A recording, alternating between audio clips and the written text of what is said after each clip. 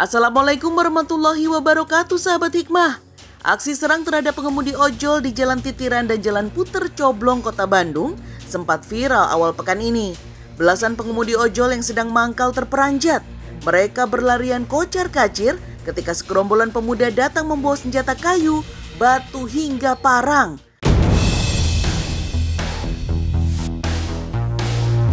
Tanpa basa-basi, mereka merusak dan menghancurkan sepeda motor.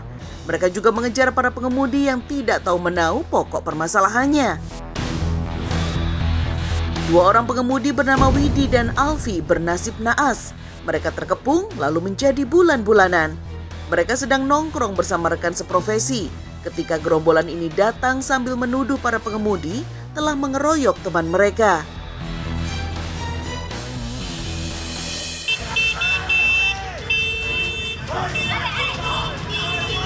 Di Batubara, Sumatera Utara lebih menyedihkan lagi. Viral di media sosial, aksi konvoi rombongan pelajar sebuah sekolah menengah kejuruan atau SMK. Masih berseragam sekolah, rombongan ini rupanya hendak menyerbu SMK lain. Dalam video amatir seorang warga, mereka terdengar bersorak dan berteriak lantang, menantang pelajar SMK tetangganya untuk tawuran. Tidak hanya itu, mereka juga membunyikan klakson sepeda motor untuk menambah suasana menjadi semakin panas. Perseteruan antara pelajar dua SMK yang bertetangga dalam satu wilayah kecamatan ini diduga dilatar belakangi perselisihan antar siswa kedua sekolah di arena balap liar.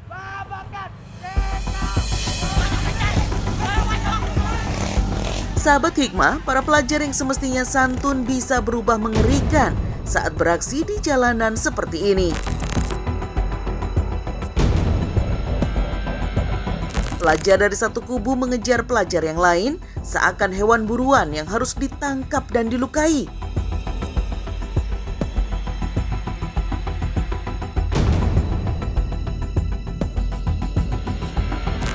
Hingga akhirnya, satu pelajar malang ini tertangkap oleh pelajar dari kubu lawan yang mengejarnya.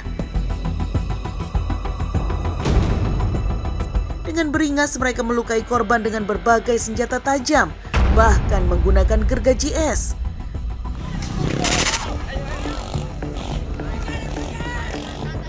Akibat aksi tawuran pelajar ini, korban dan satu pelajar lainnya mengalami luka parah akibat dihujani berbagai senjata tajam di tubuhnya. Sejak diberlakukannya pembelajaran tatap muka 1 bulan terakhir ini, sudah terjadi beberapa kasus tawuran antar pelajar di beberapa wilayah di Kabupaten Karawang. Mirisnya diketahui, para pelaku selain pelajar SMA, ternyata banyak yang masih duduk di bangku SMP. Apa sebenarnya yang terjadi dengan generasi muda kita? Mengapa mereka menjadi beringas dan tidak beradab? Al-Quran memberikan jawabannya. Di dalam Al-Quran ada satu kenyataan yang sangat unik, bahwa Allah merekam 17 dialog antara orang tua dan anak. Yang menarik adalah dari 17 dialog itu hanya 2 dialog antara ibu dan anak.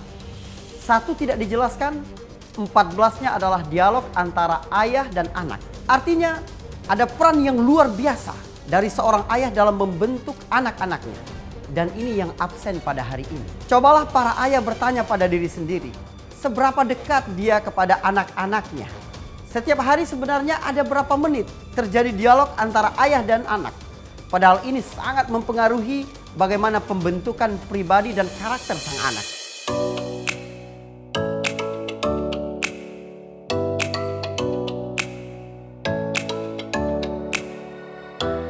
Sahabat hikmah, menjadi bijak dan bermanfaat tidak harus menunggu usia tua.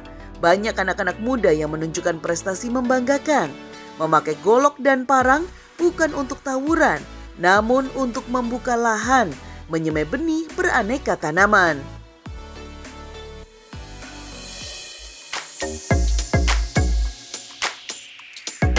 Sahabat hikmah, beragam jenis sayur-sayuran telah Allah Subhanahu wa Ta'ala ciptakan untuk kita dengan segudang manfaatnya, terutama sayuran hijau seperti ini. Sayuran hijau bagus untuk kesehatan mata dan jantung. Pencernaan juga bisa terjaga karena kandungan seratnya yang tinggi. Mendapatkan sayuran hijau tidaklah sulit, seperti di kebun hidroponik yang satu ini. Berbagai jenis sayuran hijau bisa sahabat jumpai seperti kangkung dan bayam. Kebun yang baru beroperasi sekitar 2 tahun ini didirikan oleh seorang mahasiswa loh. Ialah Habib Fadlur Rahman. Sebelumnya pas saya membangun hidroponik ini, saya kepikirannya bukan buat kebun gitu kan. Saya bukan buat kebun, saya mikirnya buat kontrakan atau kos-kosan gitu. Tapi pertimbangannya karena letak lokasi wilayah ini terlalu sulit dijangkau, diakses oleh kendaraan. Jadi saya berpikiran bahwa apa jadiin kebun aja gitu ya. Sekalian kita bisa memberdayakan masyarakat sekitar gitu. Dan membuka peluang kerja seluas-luasnya bagi masyarakat sekitar. Karena letak kebun ini kebetulan ada di perkampungan, di tengah perkampungan. Memiliki lahan kosong di tengah perkampungan padat di Kota Bogor, Jawa Barat menjadi tantangan bagi Habib untuk mendirikan kebun hidroponiknya di sini. Akses yang sulit dijangkau sering menghambat pembangunan kebun. Belum lagi komentar orang terdekat tentang keputusannya untuk menjadi seorang petani. Apalagi ia tidak memiliki basic di bidang pertanian, seringkali menjadi bahan omongan orang. Padahal niatnya hanya satu, ingin bermanfaat bagi banyak orang. Sempat ada nyinyiran dari orang terdekat lah gitu. Emang kamu bisa gitu loh. Kan nggak mudah gitu ya. Kita nggak punya basic pertanian gitu kan. Langsung terjun di dunia pertanian gitu ya. Jadi mau nggak mau kita harus ada effort lebih gitu. Cuman ya saya buktinya saya bisa buat webinar gitu. Tentang hidroponik, workshop hidroponik, pelatihan hidroponik, dan lain-lain gitu.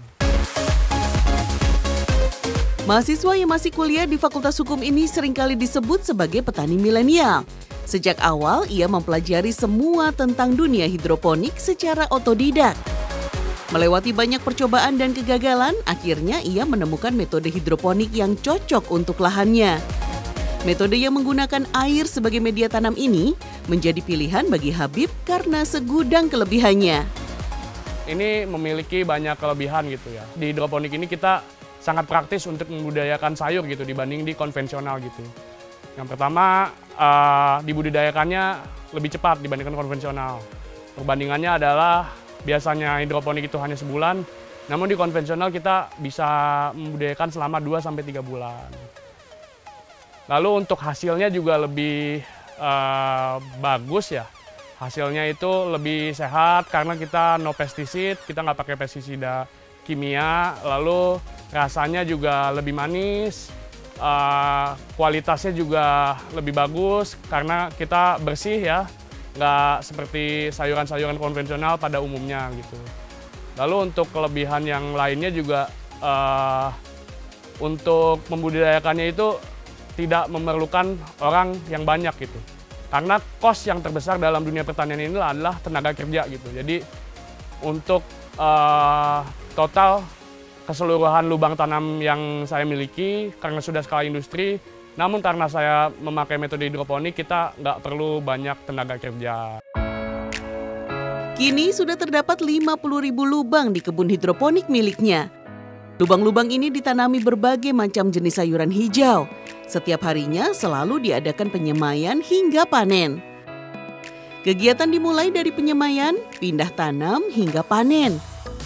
Penyemaian dilakukan dengan menaruh bibit pada media kapas basah. Setelah tumbuh menjadi tunas kecil, barulah dipindahkan ke dalam paralon.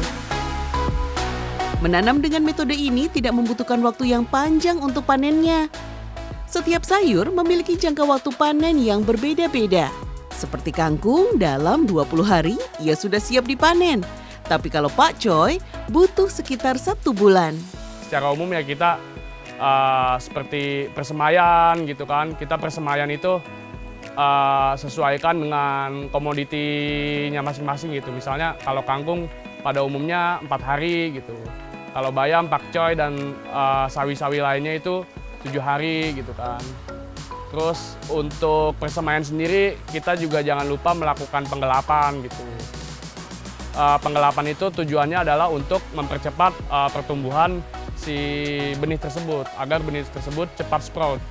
Namun jangan sampai kita teledor karena kalau terlalu lama di penggelapan tanaman tersebut akan kutilang, yaitu kurus tinggi langsing. Itu akan menyebabkan tanaman tumbuh dengan kurang maksimal gitu ya. Dalam kondisi serba tidak pasti sekarang, bekal yang paling dibutuhkan oleh anak adalah bekal tauhid. Bagaimana anak dapat merasakan kehadiran Allah Subhanahu wa taala dalam kehidupannya adalah hal yang paling mewah yang dapat kita bekalkan kepada anak-anak kita. Sehingga dia akan siap dengan situasi apapun, kejutan-kejutan di dalam hidup. Abdullah bin Zubair, putra dari Asma binti Abi Bakar, saudara Aisyah. Abdullah bin Zubair ini memang akrab di rumah Rasulullah sampai-sampai Aisyah juga digelar Ummu Abdillah. Seolah-olah Abdullah adalah anak Aisyah, padahal dia adalah anak saudaranya Asma. Suatu hari Rasulullah SAW berbekam, lalu dia memerintahkan kepada Abdullah bin Zubair untuk membuang darah bekas bekamnya itu. Ketika menjauh dari Rasulullah SAW, Abdullah bin Zubair terfikir dalam hatinya, sayang kalau darah Rasulullah ini terbuang sia-sia. Maka akhirnya dia memutuskan untuk meminum darah Rasulullah. Padahal itu sebenarnya dilarang. Maka Jibril turun kepada Rasulullah SAW dan memberitahukan kejadian yang sebenarnya. Ketika Abdullah bin Zubair datang ke Rasulullah bertanya, engkau buang kemana darah tadi wahai Abdullah? Betapa terkejutnya Abdullah bahwa Rasulullah akan bertanya akan hal itu. Tetapi nilai tauhid sangat dalam di dalam diri Abdullah, membuatnya tidak mungkin berbohong kepada Rasulullah SAW. Tetapi untuk mengakui secara terus terang, dia juga tidak berani. Akhirnya Abdullah bin Zubair berkata, aku buang di tempat yang paling aman ya Rasulullah. Nabi tertawa dan berkata, tidak akan masuk neraka seseorang yang darahku mengalir di dalam tubuhnya. Sahabat hikmah, terkadang kita seringkali memandang enak hasil perjuangan seseorang. Padahal kita tidak tahu perjuangan di balik semua itu yang melewati banyak rintangan. Meskipun merawat kebun hidroponik tidak begitu sulit, berbagai kegagalan tentunya pernah dialami Habib. Seperti banyaknya tanaman yang mati karena terserang hama, atau sayuran yang terasa pahit ketika dikonsumsi. Apalagi ketika memasuki musim hujan seperti ini, hama akan berdatangan lebih banyak, sehingga harus dilakukan penyemprotan rutin seminggu sekali. Habib menggunakan pestisida nabati untuk memberantas hama itu, sehingga sayurannya tetap aman. Saat panen pun harus dilakukan sortir terhadap sayuran yang baik. Bagian sayur yang berwarna kuning atau memiliki kerusakan-kerusakan tertentu harus dibuang supaya kualitas dari sayuran tetap terjaga. Karena kita harus bisa panen tiap hari atau panen seminggu 3 kali, terjadwal, tersistematis gitu ya. Kita harus bisa menyuplai secara kontinu gitu. Itu adalah hal yang terpenting dalam bisnis hidroponik. Pengemasan dan pengiriman selalu dilakukan setiap hari. Sejauh ini, Habib telah menjual sayurannya pada para pedagang, restoran, dan marketplace. Pegawainya sudah berjumlah sekitar 10 orang, dimulai dari para pemuda sampai ibu-ibu. Perharinya ia mampu panen hingga 150 kg sayuran. Dalam sebulan, dia bisa menghasilkan hingga 4,5 ton sayur mayur. Omset yang dihasilkan berkisar antara 20 hingga 30 juta rupiah per bulan. Bahkan ketika permintaan sedang tinggi, omset bisa mencapai 40 juta rupiah. Di usianya yang masih terbilang sangat muda, ia berhasil memberikan manfaat bagi banyak orang. Di samping itu, Habib juga sering membantu tetangga atau peternak setempat dengan menyumbangkan beberapa sisa sayuran secara gratis. Masya Allah. Ya karena selama pandemi ini jujur sebenarnya bisnis saya tidak terlalu jatuh, masih bisa menggaji karyawan, masih bisa berbudidaya, masih bisa menjual sayuran.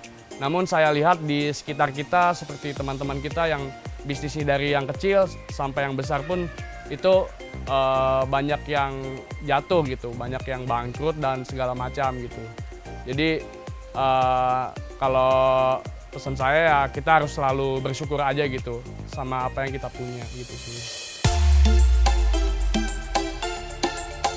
Sahabat hikmah, meskipun masih pandemi bukan berarti anak muda kehilangan daya kreasi untuk menghasilkan karya. Justru di tengah pandemi banyak peluang yang menanti digarap dan bisa menghasilkan rezeki yang berlimpah. Seperti yang dilakukan Natasha Purnama, seorang pengusaha muda berusia 21 tahun. Natasha sukses memakai senjata tajam seperti pisau, bukan untuk tawuran, tapi pisau dipakai untuk berjibaku di dapur, menghasilkan bisnis catering sehat. Rasulullah Shallallahu Alaihi Wasallam juga gemar mengkonsumsi sayuran dan buah-buahan untuk menambah kesehatan. Di antaranya, Nabi Muhammad ternyata suka makan timun dan menyukainya. Biasanya Rasulullah Shallallahu Alaihi Wasallam mengkonsumsi timun dengan mengkombinasikannya dengan kurma basah, seperti yang dijelaskan dalam hadis riwayat Tirmizi. Dari Aisyah, bahwasanya Rasulullah Shallallahu Alaihi Wasallam seringkali makan mentimun dicampur dengan kurma basah. Hadis riwayat Tirmizi. Sekarang banyak loh usaha catering yang menyediakan berbagai macam menu makanan sehat. Makanan sehat yang biasanya kita kenal kurang nikmat dan hambar, justru bisa kita nikmati hampir sama dengan rasa makanan lainnya pada umumnya. Salah satunya bisnis rumahan yang dirintis mahasiswa yang satu ini, Natasha. Sejak 7 bulan yang lalu, ia menjalankan bisnis cateringnya. Melihat tren masyarakat yang banyak mencari makanan sehat, menjadi alasannya untuk mendirikan bisnis ini. Awal mulanya itu semenjak awal pandemik ya. Jadi Indonesia kan kena COVID-19 tuh, lagi parah-parahnya pas bulan Mei, April, Mei. Dan saya sebelumnya kan udah di dunia F&B. Jadi emang tertarik ke makanan. Terus saya pikir mau buka catering yang berguna gitu, nggak cuman catering biasa yang beda dari catering lainnya. Di situ saya mutusin buat healthy catering. Nah, di healthy catering ini orang-orang tuh bisa beli, dan pas corona kayak gini kan imun kita tuh harus dijaga, harus tetap stabil. Gimana cara supaya imun kita tetap terjaga? Ya of course kita harus makan makanan yang sehat dan olahraga. Jadi itu kenapa saya pilih healthy catering. Usaha yang mengutamakan menu sehat rendah kalori ini pada awalnya hanya berhasil menjual sebanyak 32 kotak. Seiring berjalannya waktu, kini usahanya mulai ramai dibicarakan dari mulut ke mulut. Menu yang disajikan setiap harinya pun bervariasi agar konsumen tidak jenuh. Uniknya, dari usaha milik perempuan berusia 21 tahun ini, ia menggunakan konsep kuliner khas negara per minggunya. Kalau itu saya buat yang bikin menu fetilusi dan hitung kalori-kalorinya, ada head chef-nya. Head chef-nya itu lulusan Tata Boga di Santa Maria. Dan sekarang juga dia penjurusan di bagian itu. Kita tiap menunya tuh per minggunya berbeda-beda ya. Kalau sekarang fetilusi tuh fokusnya ke ciri khasnya tuh per minggu antar negara. Jadi di minggu kemarin kebetulan fetilusi sedang di negara Korea. Jadi semua menu Senin sampai Jumat, lunch dinner itu menu-menu khas Korea. Dan di minggu ini kita menu-menu khas Singapura. Kita lagi bahas tentang Singapura.